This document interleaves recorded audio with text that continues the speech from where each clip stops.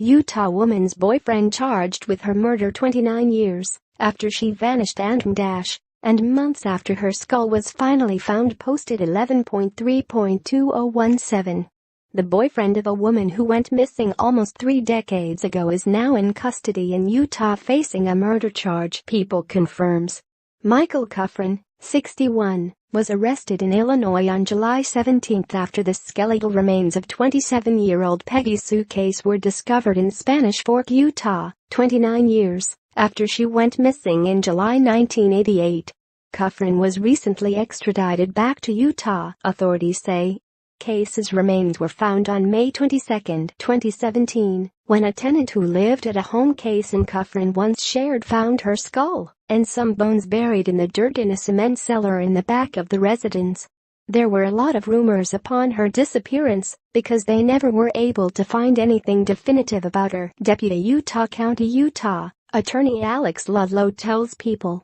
Some of the people in the neighborhood where they had been living had been talking and speculating that something had happened to her, Ludlow explains, and after years and years the current tenant was in the process of moving out and heard some of the stories. Ludlow says the tenant had gone to check out the cellar when he noticed a depression in the dirt floor. The soil was loose and not solid or compacted, and he started digging a bit and came across the skull, Ludlow says, noting that the skull was wrapped in a blanket and a coat authorities now believe belonged to Case. The remains were sent to the Utah State Medical Examiner's office, where they were positively identified. Had the tenant not moved out or been inquisitive, who knows how long it would have been before she was found, Ludlow says. Case was last seen at a Saturday night hot tub party she attended with Kufrin on July 9, 1988, in nearby Payson, Utah. Ludlow says one witness reported Case was apparently being friendly with another individual and Kufrin became sullen and quiet. The couple allegedly left the party together, and Case was never seen again. Ludlow says that the following Monday, when Case didn't show up to work at her job at a gunpowder plant, a colleague contacted Kufrin and he said Case was feeling ill.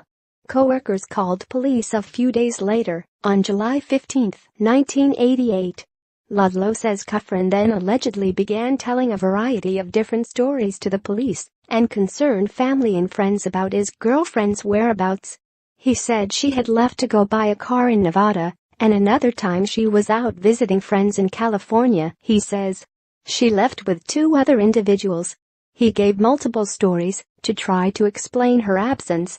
In the ensuing years, Kufrin spent time in prison for motor vehicle theft, but was never charged in connection with Case's disappearance. He was always a person of interest, Ludlow says, but they didn't have any hard evidence one way or another.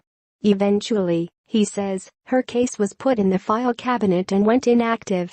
They did searches on the property and I know they dug in spots, Spanish Fork Police Department Lieutenant Brandon Anderson tells People. I can't say for sure they searched that spot. It was always a case on the back of their mind. I know the detectives put a lot of work into it. Want to keep up with the latest crime coverage? Click here to get breaking crime news, ongoing trial coverage and details of intriguing unsolved cases in the True Crime newsletter.